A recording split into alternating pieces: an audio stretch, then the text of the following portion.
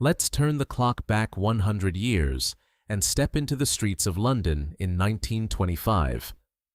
A century ago, this was the largest city on Earth and the beating heart of the biggest empire in history. Over 7 million people crowd its streets, from the mansions of Mayfair to the docks of the East End. It's a city of fog and coal smoke, of red buses and music halls, still catching its breath after a terrible war. So settle in and walk with me through London as it was 100 years ago, familiar and yet another world. This is London, 100 years ago. Let's take a look around. The River Thames winds through the middle of it all, crossed by great bridges and crowded with barges and boats. Above the rooftops rises the vast dome of St. Paul's Cathedral, still the tallest thing for miles around. At Westminster, the clock tower we call Big Ben chimes the hour over the Houses of Parliament. In Trafalgar Square, Nelson stands high on his column above the fountains, the pigeons, and the crowds. And at Piccadilly Circus, the very first electric advertising signs blaze out over the traffic below. The streets are a river of red buses, black cabs, bicycles, and hurrying bowler-hatted men. It is loud, vast, and overwhelming, the greatest city in the world, and it knows it. But step off the grand avenues, and a very different London begins, just a few streets away. First, the thing every visitor remembers, the fog. London's famous, filthy, yellow-gray fog. It isn't just weather, it's smoke, from a million coal fires, burning in every home and factory across the city. On a bad day, this pea souper is so thick you cannot see across the street, and it creeps into your very lungs. Everything is coated in soot, the buildings, the washing on the line, the collars of your shirt by evening. Coal is the fuel of everything. It heats the homes, drives the trains, and powers the whole roaring city. At dusk, a lamplighter still walks the poorer streets, lighting the gas lamps one by one with his long pole. It is a city that runs on fire and smoke, and you can smell it the moment you arrive.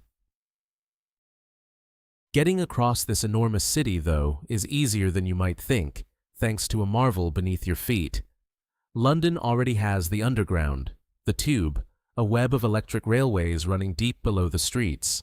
You buy a ticket, ride a rattling wooden-floored carriage through the dark, and surface clear across the city. Up above, the red double-decker bus is becoming the symbol of London, replacing the old horse-drawn omnibus. Electric trams glide along their rails, and motor taxis are quickly pushing out the last of the hansom cabs. But the horse has not vanished yet. Carts still deliver the milk, the coal, and the bread each morning. The famous red roundel and the tube map are taking shape in these very years, guiding millions through the maze. It is a city on the move, caught exactly between the age of the horse and the age of the engine. Most Londoners live in long rows of brick-terraced houses, packed street after street across the city. Inside, the coal fire is the heart of the home. There is no central heating, and winters are bitterly cold. Electric light is spreading, but many homes still glow with gas lamps, or even candles in the poorest streets. In the corner of the parlour sits the newest wonder of the age, the wireless, the radio. For the BBC has just begun, broadcasting from London, and families gather round to listen each evening. In poorer districts, there is no bathroom and no indoor toilet, just a privy in the yard, shared by several families. It is a life of coal scuttles, tin baths by the fire, and washing done by hand on a Monday, come rain or shine. Because London in 1925 is really two cities, living side by side and worlds apart. In the west lies the London of wealth, Mayfair, Belgravia, grand townhouses with servants and motor cars. Here, the rich are dressed by their maids, dine in great houses, and want for nothing at all. But travel east, into the East End, and you find some of the worst poverty in the whole country. Families crowd into cramped, crumbling rooms, sharing a single cold water tap and an outdoor toilet. It is a world of dockers, factory hands, and street sellers, scraping by on very little indeed. The same city holds unimaginable riches and desperate hardship, often within a mile of each other. And much of London's wealth flows in through one place, the docks, the busiest port in the entire world. Mile after mile of wharves line the Thames, crowded with ships from every corner of the globe. For London is the capital of the British Empire, which in these years rules a quarter of all the people on earth. Tea from India, sugar from the Caribbean, wool from Australia, gold from Africa. It all pours through here. Thousands of dockers unload the ships by hand in hard and dangerous work for very uncertain pay. People, too, arrive from across the empire and the world, and the city slowly grows more varied, street by street. London sits at the center of a vast web of trade and power that stretches right around the world. But over all of this falls a long shadow, for the Great War ended only 7 years ago. Almost every family has lost someone, a father, a son, a brother, among the millions who never came home. In the heart of the city stands the cenotaph, the simple stone monument to the fallen, heaped with wreaths. Each November, the whole city falls silent for 2 minutes, and red poppies bloom on every coat. Many of the young men who did return are wounded or haunted by what they saw in the trenches. The old certainties feel shaken, and beneath the glamour there is a restless, searching mood. An unrest is stirring too, as workers and owners drift toward a great confrontation just around the corner. Yet London is determined to live and to dance, and by night it truly comes alive.